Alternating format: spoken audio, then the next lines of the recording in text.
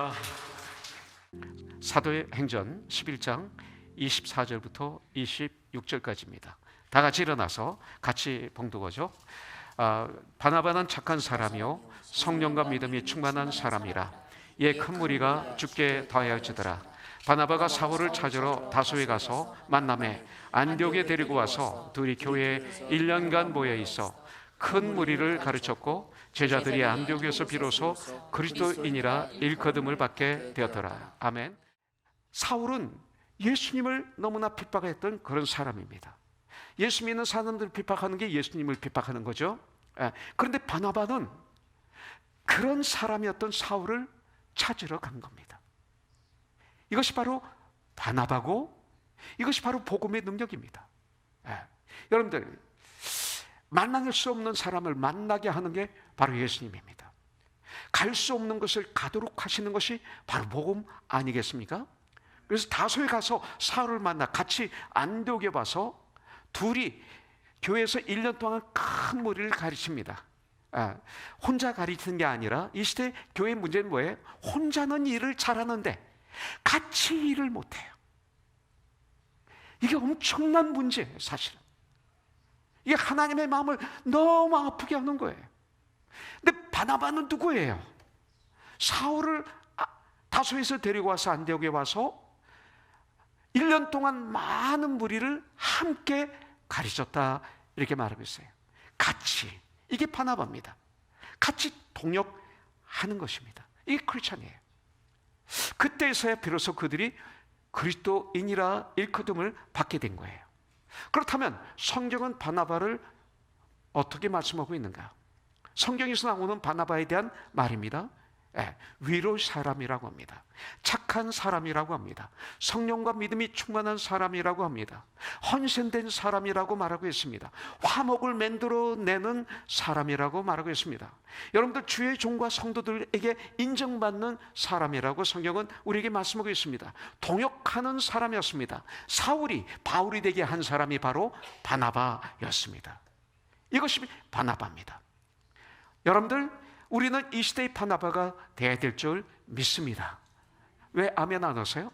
이게 크리스찬인데, 이거 안 하면 안 되는데, 이 전쟁을 우리가 해야 되는 거예요. 예수 믿는 것이 그냥 교회 와서 예배만 잠깐 보고 떠나는 거 아닙니다. 이게 예수 믿는 거고, 이것이 바로 크리스찬 아닙니까? 이번 10월 달에 하는 우리 커넥션이 바로 이런 것이 돼야 돼요. 이번 커넥션이 우리가 20번째 합니다. 그동안 수많은 목사님들과 사모님들과 선교사님을 초청했습니다. 비행기표를 다 보내드리고, 오시면 룸앤보드를 우리가 다 책임을 지고, 그리고 정말 평신도 사역을 직접 눈으로 볼 수 있게 하고, 쉬게 해드리고, 그리고 회복하게 해드리고, 리커넥하게 해서 돌아가셔서 정말 행복하게 성서적으로 하나님을 섬기고 주님을 섬기고 성도를 섬길 수 있도록 섬기는 이 일이 커넥션 아닙니까? 여러분들, 바로 바나바처럼 우리는 이 커넥션을 이번에 감당하게 될 줄 믿습니다. 20번째입니다. 아마 이번 커넥션이 마지막 아니면 한 번 더 할 수 있게 될 것 같아요. 그래서 이것을 마무리하고, 이제는 코너스톤에게 주신 이제 새로운 섬길 수 있는 일이 무엇일까? 우리는 기도하면서 찾을 것입니다. 어떤 특별한 일을 하나님이 우리의 분량에 맞게끔 허락하시리라고 믿습니다. 오늘 우리가 이렇게 주님께 예배를 드리고 있는데, 여러분들 한번 생각해 보십시오. 우리는 진정한 그리스도인인가? 한번 생각해 보십시오. 오늘 이렇게 예배를 드리고 있는 우리들을 세상 사람들은 성도라고 이해합니다. 또 성경은 성도라고 얘기하고 있고 그리스도인이라고 합니다. 그런데 이 크리스찬, 이 그리스도인이란 뜻이 무엇입니까? 지난번에도 말씀드렸지만 헬라어로는 크리스티아노스라고 합니다. 크리스티아노스, 이런 뜻인데, 이 그리스도인이란 뜻은 그리스도에게 속한 자, 이런 뜻입니다. 세상이 아니라 예수님에게 속한 자. 또 그리스도의 사람, 나는 예수님의 사람, 세상의 사람이 아니라 그리스도의 사람이다. 이게 크리스찬이에요. 또 그리스도를 따르는 자라는 뜻이 있습니다. 그래서 크리스찬이란 그 원어의 뜻은 to follow Jesus Christ. 이렇게 말하고 있는 것이죠. 또 작은 예수라는 뜻이 있습니다. 그렇기 때문에 크리스찬들을 보면, 세상 사람이 보면 예수님을 본 듯 해야 됩니다. 성경에서는 그렇게 말씀하고 있어요. 너희에게 성령이 임하시면 너희가 권능을 받고, 권능을 받으면 예루살렘과 우대와 사마리아 땅까지 이르러 나의 증인이라. 증인이 뭡니까? 예수님을 증거하는 자, 예수님을 보여드리는 자 아닙니까? 바로 이런 예수님을 본 듯 해야 되는 것이죠. 성경에서 최초로 오늘 봉독한 사도행전 11장 26절에서 제자들이 비로소 안디옥에서 비로소 그리스도인이라 일컬음을 받게 되었더라, 이렇게 말하고 있습니다. 처음으로 나오는 거예요. 11장에 보면 유대인들은 물론이고 헬라인들에게도 이 복음이 전파되었습니다. 그런데 놀라운 것은 안디옥에 온 사람들이 헬라인들에게 복음을 전하게 되자 21절에 보니까 주의 손이 그들과 함께 하시매, 잘 들으셔야 돼요. 누구의 손이? 주의 손이 그들과 함께 하시매 수많은 사람들이 믿고 죽게 돌아오는 역사가 있었다고 이렇게 말씀하고 있어요. 저와 여러분들은 역사를 일으킬 수 없어요. 그런데 저와 여러분들에게 정말로 주의 손이 함께 한다면, 나에게 주의 손이 함께 하게 된다면 바로 그곳에 기적이 있고 역사가 있고 부흥이 일어나게 되어 있는 것입니다. We are not but Christ. 정말 우리는 아무 힘이 없어도, I'm nothing, 아무 힘이 없어도 우리 주님의 손이 나와 함께 하시면 어떤 어려운 것도 우리는 감당할 수 있고 어떤 어려운 산도 뚫고 나갈 수 있을 줄 분명히 믿습니다. 자, 한 가지 더 볼 건 뭐냐면 지금 안디옥에서 헬라인들에게 복음을 전하는 그분들이 누굽니까 이거예요. 자, 지금 안디옥에서 헬라인들에게 복음을 전하는 이 사람들이 누구냐 이겁니다. 바로 이분들은 믿음으로 인해서 예루살렘에서 환난을 받고 박해를 받다가 이를 예루살렘에서 쫓겨난 성도들입니다. 사도들만 거기 있고 죽으면 죽으리다 거기 있고 나머지 모든 제자들은 뿔뿔이 흩어졌다, 쫓겨났다, 재산 다 뺏겼다, 직장에서 쫓겨났다, 집안에서 쫓겨났다, 쫓겨난 사람들입니다.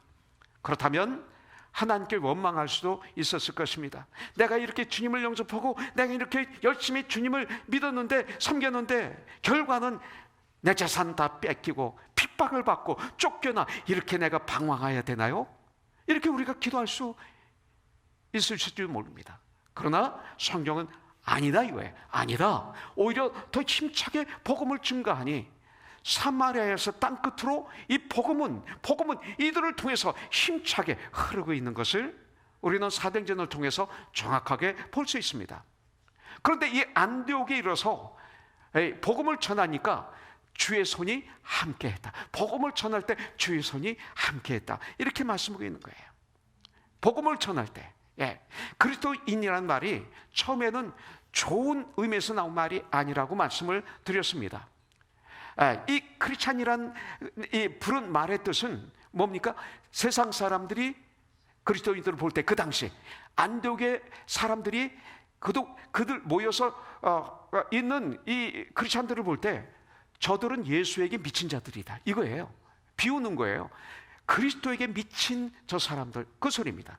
그리스도밖에 모르는 사람들, 지금도 세상에서 그런 소리를 들을 때가 있지 않습니까? 그리스도밖에 모르는 사람들, 그리스도를 알면 모든 걸 다 알게 되는데 그리스도를 따르는 사람들, 경멸의 뜻이었습니다. 여러분들, 안디옥 사람들은 세상적으로 볼 때, 예수님을 세상적으로 볼 때 이 땅에서 정말 불쌍하게 살다가 처참하게 죽음을 당한 인생 실패자로 보는 거예요. 그런 예수님을 미친 듯이 믿으니, 죽도록 믿으니까 그들은 비웃는 거예요. 저들은 그리스도인이다, 예수님을 따르는 무리들이다, 비웃는 거예요. 왜?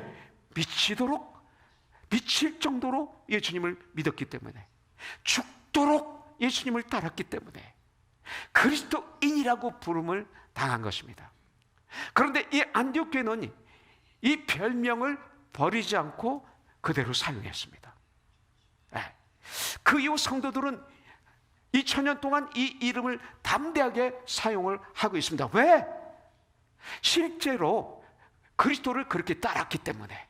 진정한 그리스도인들, 성도들은 정말로 예수님을 죽도록 따랐기 때문에, 미친 듯이 예수님을 믿었기 때문에, 그것이 사실이었기 때문에 여러분들 그 이름을 계속 받아들이고 사용한 것입니다.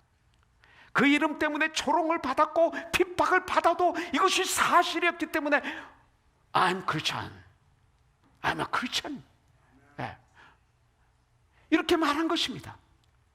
그리스도인이라는 이름을 그들은 영광스럽게 그대로 가지고 있었던 것입니다. 그렇기 때문에 베드로전서 4장 16절에 보면 만일 그리스도인으로서 고난을 받으면 부끄러워하지 말고 오히려 하나님께 영광을 올려드리라. 왜? 마태복음 5장에 나와 있죠. 핍박을 받는다. 이 땅에서 핍박을 받는 너희들 즐거워하라. 하늘나라의 삶이 있느니라. 이 땅에 잠시 있는 이 땅에서 핍박을 받지만 너희들은 나를 위해서 이 핍박을 받는 이 핍박으로 인해서 영원한 천국에서 너에게는 상급이 있다. 이렇게 말씀하고 있는 것이죠. 사도행전 24장 5절에 보면 유대인들은 기독교인들을, 바리새인들은 나사렛 이단이라고 불렀습니다.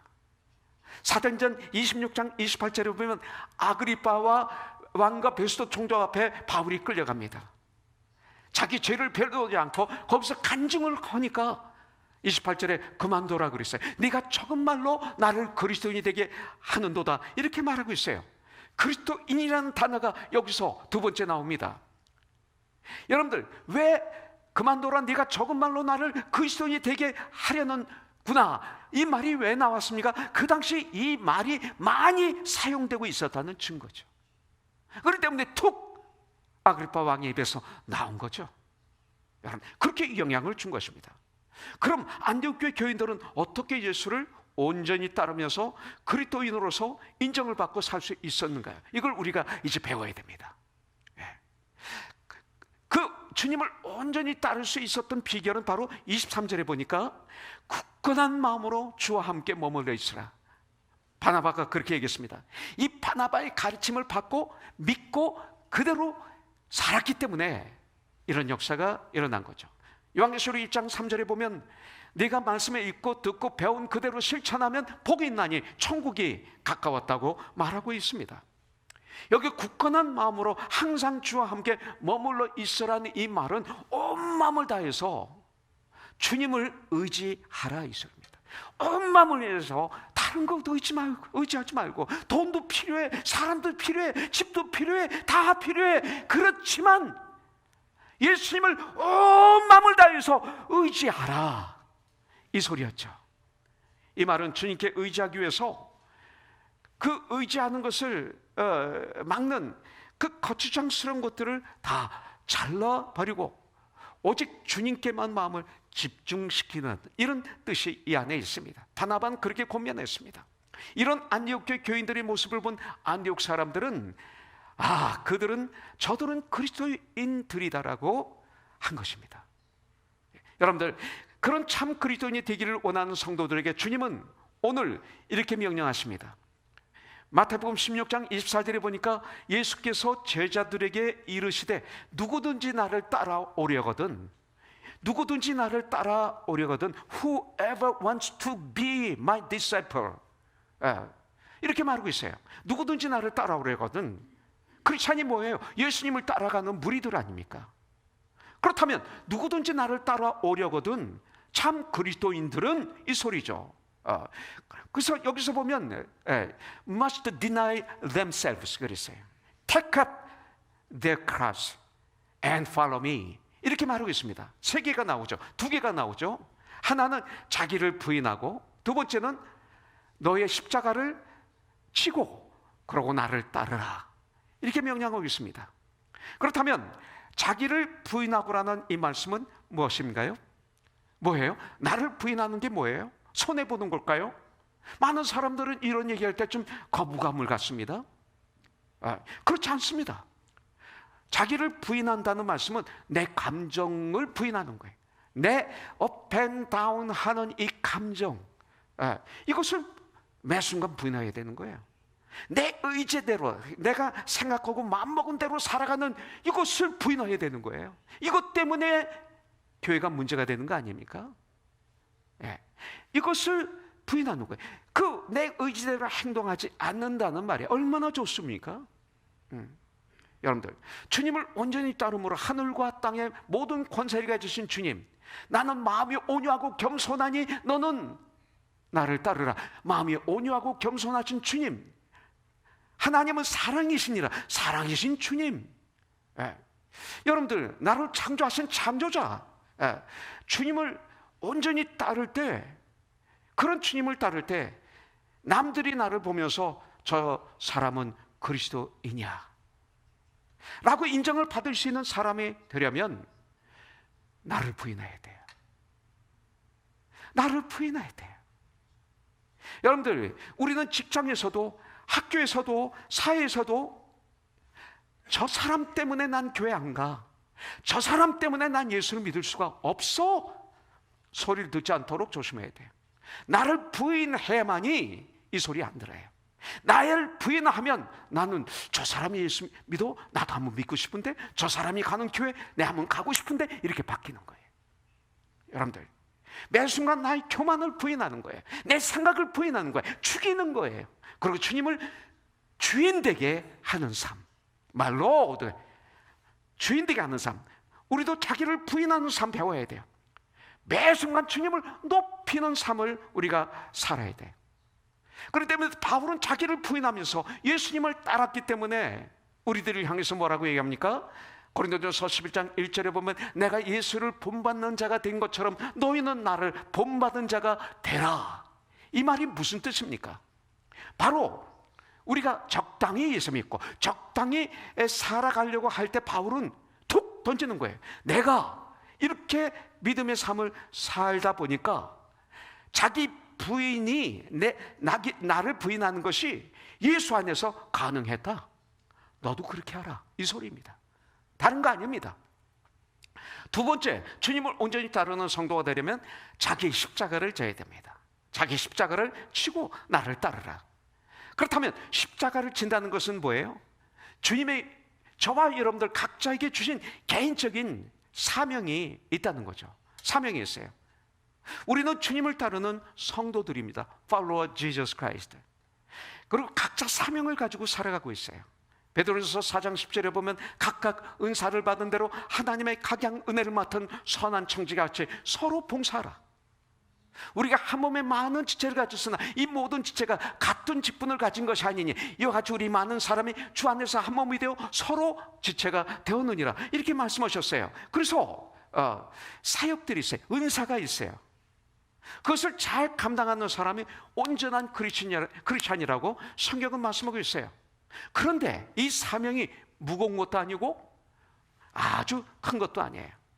마태복음 25장 21절에 보면 5달란트, 2달란트, 1달란트, 그런데 5달란트, 2달란트 받아서 1배로 2배로 벌었던 그 종들에게 뭐라고 합니까? 주인은 웰던 그랬어요. 참 잘했다, 착하고 충성된 종아. 그다음 중요하죠. 네가 적은 일에 충성했으니 내가 너에게 많은 걸 맡기리라. 너는 주인의 즐거움에 참여하리라.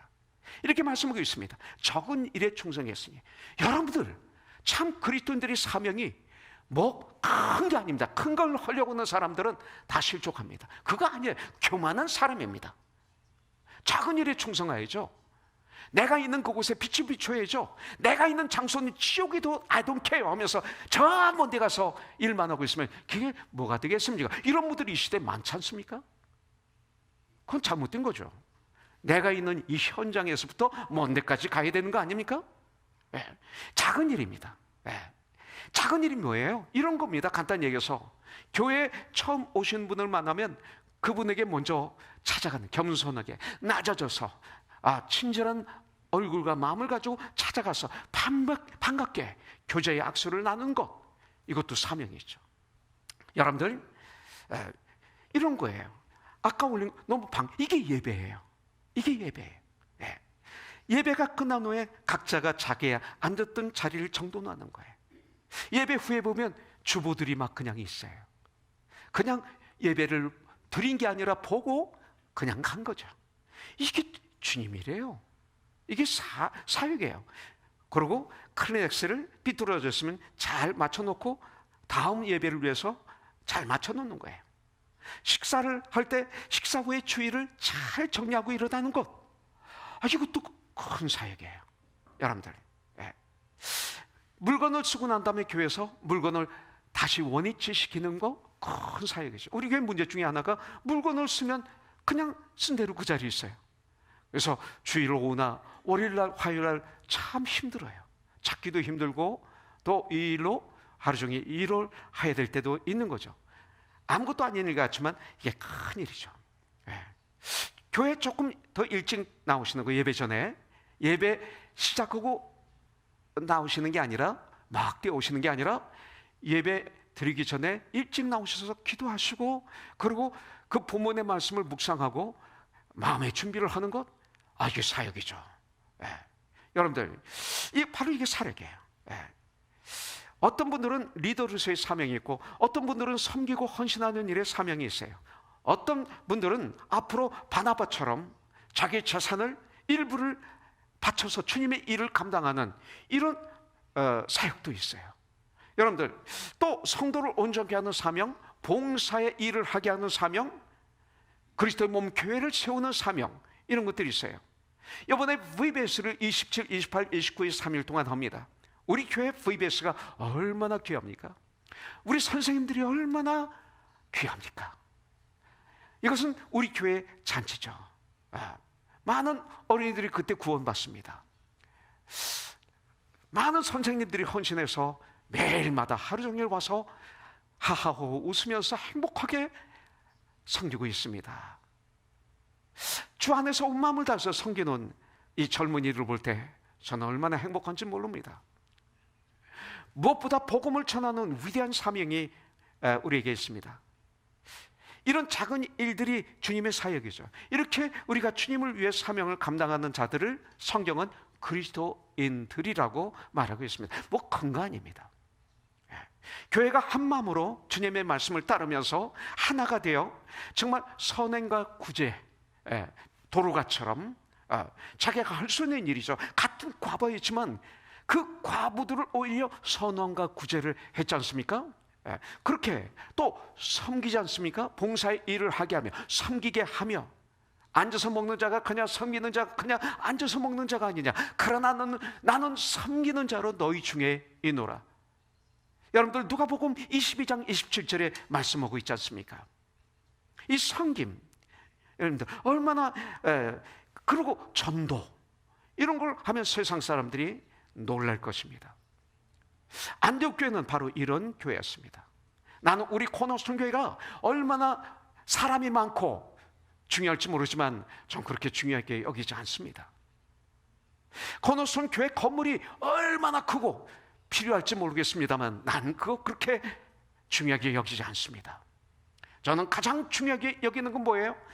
한 영혼이든 두 영혼이든 관계없이 코너스톤 교회는 진정한 그리스도인들이 있다. 이게 제겐 제일 중요합니다. 난 이런 말을 세상 사람들부터 듣기를 원합니다. 우리는 나 스스로 나는 그리스도인입니다라고 얘기해야 됩니다. 그러나 주위에서 우리를 보고 저들은 참된 그리스도인이구나라고 인정을 받는 이 신앙생활을 하기를 주님의 이름으로 축복합니다. 사도행전 2장 47절에 나오잖아요. 예루살렘의 초대교회, 첫 번째 교회가 출발한 교회, 예루살렘 교회. 그 모습 중에 마지막 한마디가 있는데, 날마다 주님을 찬양하며 주님께 날마다 영광 올려드리는 삶, 예배드리는 삶, 찬양하는 삶을 살았다는 거예요. 온 백성이 그들을称颂하니 주님께서 날마다 믿는 자들을 더하게 하시니라, 이렇게 말하고 있지 않습니까? 여러분들, 촛불을 킬 때부터 빛이 바라죠.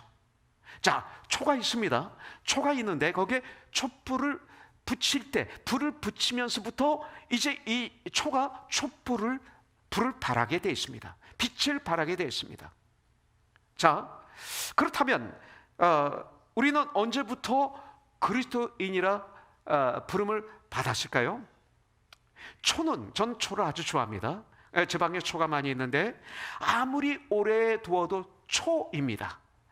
아무리 오래 두어도 초이지 촛불은 아닙니다. 교회를 아무리 오래 다니셔도 교인이지 그리스도인이 아닐 수가 있습니다. 여러분들, 예루살렘에 예수님을 믿는 이들에 대한 대대적인 핍박이 있었습니다. 핍박이 있었고 정말 못 믿게 하는 것이 아니라 오히려 대학살이 있었죠. 그래서 야고보도 죽이고 스데반도 돌로 쳐 죽였습니다. 이게 예루살렘의 그 놀라운 역사였습니다. 그래서 그 당시에 예수님 믿기를 포기한 이들이 있었을 것입니다. 그런데 언제부터 우리는 그리스도인이라 부를 수 있을까요? 이거죠. 언제부터? 첫째는 주 안에서 포기의 시작이 그리스도인의 시작입니다. 성경을 보면 19절에 보니까 그때에 스데반의 일로 일어난 환난으로 말미암아 흩어진 자들이 베니게와 구브로와 안디옥까지 이르러 유대인들에게만 말씀을 전하는데 이렇게 말하고 있어요. 여기 크리스찬들, 예루살렘에서 예수를 믿었던 이 크리스찬들이 예수 믿는다는 것 때문에 핍박을 받고 박해를 받고 죽임을 당하고 그러기 때문에 사도들 외에는 다 뿔뿔이 흩어지고 그러고 추방당했습니다. 예수 믿는다는 것 때문에. 자, 포기의 시작입니다. 이게 포기입니다. 포기한 거 있죠? 자기가 살던 터전에서 포기하고 직장을 포기하고 재산을 뺏기고 예수 믿는다는 것 때문에 안 믿으면 원위치 되는데 믿음 때문에 이걸 거부하고 그러고 다른 데로 간 거예요. 포기죠. 자기를 포기한 거죠. 우리가 여러 가지 이유로 이사할 수 있습니다. 물질 때문에 우리는 이사할 수 있습니다. 당연히 우리는 직장 때문에도 성서적으로 이사할 수 있습니다. 우린 자녀들의 학교 문제로 이사할 수 있습니다. 당연합니다. 잘 들으셔야 돼요. 이사할 수 있습니다. 주거 환경이 너무나 나빠서 이사할 수 있습니다. 괜찮습니다. 그러나 우리들 나의 신앙 때문에 이사한 경우가 혹시 있습니까? 나의 신앙 때문에 이사해 보신 적이 있습니까? 이거예요. 여러분들, 우리 초대교회 믿음의 선배들을 통해서 이 도전을 받아야 됩니다. 내 신앙 때문에, 내가 그리스도인이기 때문에 이사해 보신 적이 있습니까? 여러분들, 있어야 돼요. 안디옥교회 성도들은 믿음 때문에 안디옥에 온 사람들이에요. 자, 두 번째, 때를 얻든지 못 얻든지 복음을 전하는 분들이 그리스도인들입니다. 복음을 전하지 않으면 혹시 내가 베이비 크리스찬이 아니면 예수를 주인으로 모시지 않은 분일 수도 있습니다. 안디옥으로 이사온 그들은 제일 먼저 그곳에 살고 있는 동족 유대인들에게 복음을 전하는 것이 첫 번 일이었습니다. 19절에 보니까 그때 스데반의 일로 일어난 환난으로 말미암아 흩어진 자들이 베니게와 구브로와 안디옥까지 이르러 유대인에게만 말씀을 전하는데, 와, 이거예요. 20절에 보면 주변에 살고 있는 헬라인에게도 복음을 전합니다. 확장이 됩니다. 예루살렘과 온 유대와 사마리아 확장이 되고 있습니다. 영혼을 사랑하는 교회에게 하나님은 영혼을 맡기십니다. 내가 영혼을 사랑하지 않는데 영혼을 맡기실까요? 아니죠. 안디옥교회 교인들이 그렇게 영혼을 사랑하니까 21절에 보면 수많은 사람들이 믿고 죽게 돌아오는 역사가 있었다라고 말씀하고 있는 것은 하나님의 역사시잖아요. 하나님이 그들에게 영혼을 맡기셨다, 이 소리입니다. 이게 그리스도입니다. 자, 세 번째, 세상이 아닌 하나님의 은혜 안에 거하는 사람들이 그리스도인입니다. 하나님의 은혜 안에 거하는 사람들이 그리스도인입니다. 안디옥 교회가 크게 성장했습니다. 예루살렘 교회가 이 소문을 들은 거죠. 어떻게 이방인들이 예수 믿어? 이 소문을 들은 거예요. 그러고 바나바를 안디옥 교회에 파송합니다. 성경은 그때 상황을 이렇게 말하고 있습니다. 와서 본 거예요. 조사로 온 거예요. 23절에 보니까 그가 이르러, 바나바가 이르러 하나님의 은혜를 보고, 안디옥 교회에 임한 하나님의 은혜를 보고 기뻐하여 모든 사람에게 굳건한 마음으로 주와 함께 머물러 있으라 권하니, 이렇게 말씀하고 있습니다. 바나바가 안디옥 교회에 와서 보니 은혜가 보였다 그랬어요. 여기서 보니까 하나님의 은혜를 보고 그랬어요. 은혜는 볼 수 있어야 됩니다. 은혜는 볼 수 있는 거예요. 은혜는 보이는 것입니다. 근데 은혜는 어떻게 하면 보이는가요?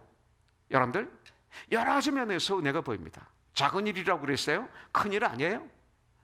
여기서 보면 은혜 있는 교회는 예배에 열심히 합니다. 제가 왜 이 얘기를 하냐면, 크리스찬의 가장 중요한 게 예배예요. 전도도 중요하고 다 중요하지만 제일 중요한 게 예배입니다. 하나님의 관해서 예배, 이게 될 때 주님이 원하시는 전도가 되는 것입니다. 마귀가 이번 팬데믹 기간에 예배를 뺏어가지 않습니까? 더들떠면서 우리는 예배를 못 드렸지 않습니까? 그러나 다행히 밑에 아웃도어 식당을 허락해 주셔서 우리는 그곳에서 은혜로 예배를 드렸어요. 얼마나 감사한지 모르겠어요. 천국 가면 영원히 할 일이 예배 아닙니까? 예배부터 모든 게 출발하는 거 아닙니까? 마귀는 이 시대 주일날 예배를 깨뜨렸죠. 안식 후 첫날 드리던 예배를 이제는 토요일도 주일 예배라고 하고 드리고, 토요 주일 예배래요. 이런 말이 어디 있어요? 성경에. 인간이 만드는 예배지. 안식 후 첫날이지 않습니까? 그 뭐이라고 말씀하셨지 않습니까? 부활하신 주님을 예배 드리는 거 아니에요? 바로 그거거든요. 우리가 마음대로 예배를 만들고 우리가 원하는 예배를 드리고 하면서 지금 이 시대에 마귀가 예배를 이미 많이 깨뜨렸어요. 우리가 예배에 대해서 정확하게 알아야 돼요. 그래서 이 마음을 가지고 정말 은혜 있는 교회는 뜨거운 예배를 주님께 올려드립니다. 그리고 찬양을 올려드릴 때도 은혜가 임하면 그 찬양이 다릅니다. 막 뜨겁습니다. 그가 주님을 찬양할 때 주의같이 막 뜨거움이 전달됩니다. 그리고 사람들 보면서 예배를 드리지 않습니다. 은혜가 없는 사람은 그 찬양을 하면 왜 저 사람 저렇게 해? 왜 손을 막 떨면서 이렇게 해? 왜 박수를 그렇게 치면서 그렇게 요란하게 해? 저분 평상시엔 정다운데 왜 그래? 미친 사람이네. 옆에서 그러고 있어요. 왜? 은혜가 없으니까. 은혜가 없으니까 그런 짓 하는 거예요. 은혜 있으면 안 보여요. 주님께 지금 찬양하는데 왜 옆 사람 보고 있어요? 좌로나 우로나 치지 말고 오직 주님을 향해서 전진하는 게 크리스찬의 삶 아닙니까? 바로 이거죠. 이런 예배를, 이런 찬양을 드리게. 기도도 열심히 합니다. 기도할 때 은혜가 임한 사람이 보이지 않습니까? 특별히 통성 기도할 때 은혜가 임한 교회는 뜨겁지 않습니까? 헌금도 정성껏 합니다. 저희 교회 헌금을 많이 강조하지 않지만 헌금은 중요하죠. 하나님 말씀에 순종하는 첫걸음이고 믿음의 척도입니다. 이건 목사도 해야죠. 전 지난주에 아주 참 말도 안 되는 일이 하나 생겼었어요. 저는 이제 1부 예배 때 헌금을 올려드리거든요. 근데 2부 예배 때는 제가 헌금을 안 했어요. 근데 가만히 생각하니까 성도들이 오해하실 수 있겠구나. 목사는 헌금 안 해도 된다. 이런 오해를 줄 수 있겠구나. 그래서 지난주에 1부 예배를 드리고 2부 예배 전에 막 급작이 헌금 봉투에다가 이제 헌금을 하는데 이 주머니에 돈이 있었어요. 장로님. 그래서 꺼내가지고 수요일날 내가 말씀드렸죠. 꺼내가지고 탁 넣었어요. 가지고 헌금했죠. 그런데 오후에 제 아내가 저라봐 빨리 내려와봐 그러는 거야. 웃으면서. 그래서 내려왔더니 제가 헌금 봉투를 저한테 주는 거예요. 만져보니까 두꺼워요. 그래서 이거 내가 헌금할 때 조금 했는데 왜 이렇게 많지? 그거 열어봤더니 돈이 아니라 오른쪽에 제가 항상 소화제 하나 가지고 있어요. 소화제를 집어넣은 거야. 급하게 막 넣다 보니까 소화제를. 난 내 평생 이런 일을 해본 적이 없고 우리 교회 30년 역사상 이게 목사가 처음이에요. 제가 1호예요. 1호. 와, 이걸 받는 순간 너무 어이가 없어서 웃었어요. 제 아내하고 저하고 웃었어요. 와, 이럴 수가 있나. 야, 헌금을 이렇게 정성 없이 하니까 이렇게 되는구나. 이 소화제를 하나님께 올려드렸구나 하면서 얼마나 회개했는지 몰라요. 그래서 오늘은 1부, 2부 헌금을 다 준비해서 정성껏 준비해가지고 제가 예배에 임했죠. 제가 문제였습니다. 여러분들 헌금도 정성껏 해야죠. 어렸을 때 우리 할머님이 헌금 오시는 거 보면 가장 깨끗한 돈, 그 다리미로 이렇게 다렸어요. 그래가지고 하나님께 올려드렸어요. 우리 장모님도 마찬가지. 빳빳한 현찰을 이렇게 해서 매주마다 드려요. 가지고 계시다가 드리고, 연말만 되면 성탄절이나 설날이 되면 우리 교회 어린아이들에게 세뱃돈, 세배 안 하지. 그렇지만 세뱃돈을 다 빳빳한 돈으로 다 줘요. 참 때때로 그리워요. 우리 장모님이 이곳에 계셨고, 이곳에 교회 개척에서부터 좀 가는 그날까지 저희 뒤에서 하루에 몇 시간씩 기도해 주시고, 그러고 동역해 주시고 했던 우리 장모님이 기억나요.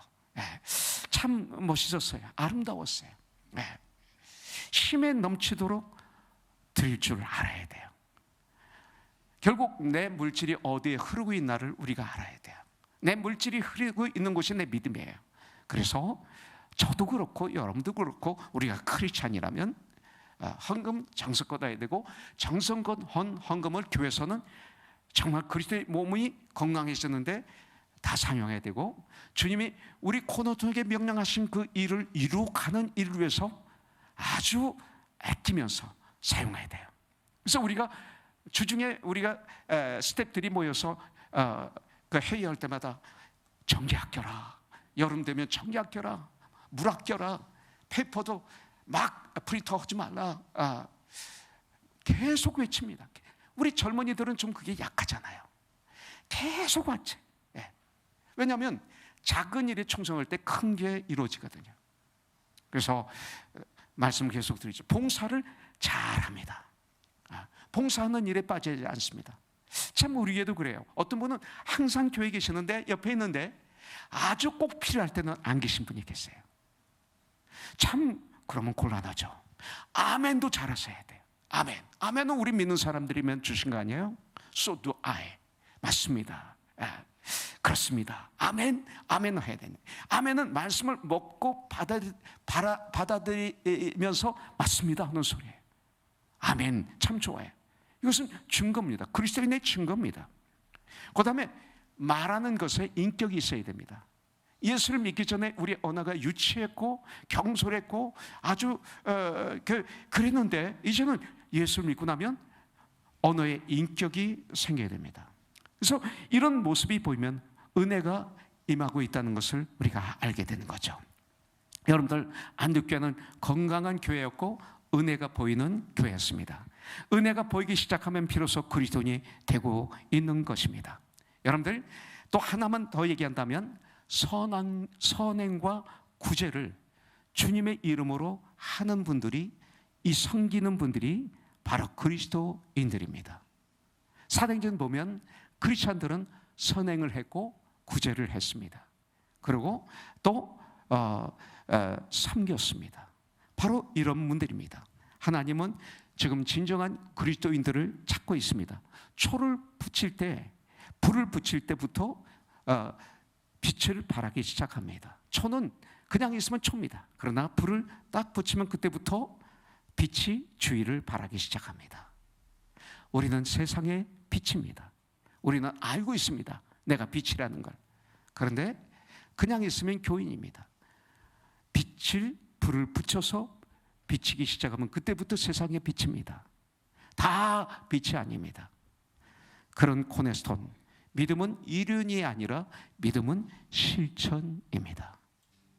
오늘 우리는 믿음을 실천하는 우리가 되기를 원합니다. 그래서 정말 진정한 세상의 빛, 세상의 소금 직분을 감당해야 됩니다.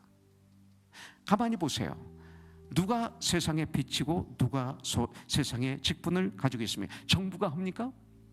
못하죠. 학교가 합니까? 못하죠. 자선단체 못합니다. 오직 하나님은 우리 교회에게 이 사명을 주셨습니다.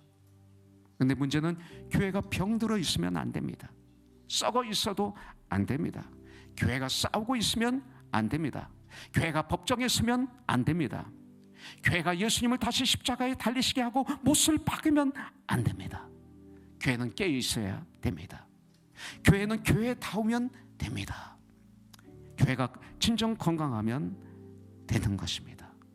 우리 교회가 저들은 진정 그리스도인이다라는 소리를 듣기 시작하면 빛을 비추기 시작하는 것입니다. 할렐루야.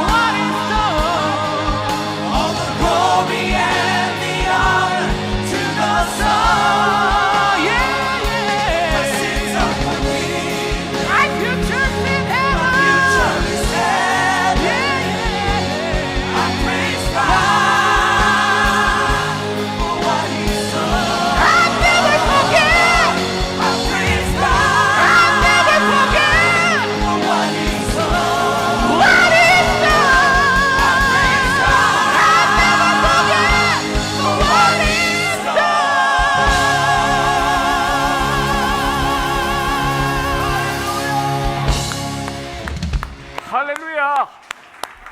와, 할렐루야.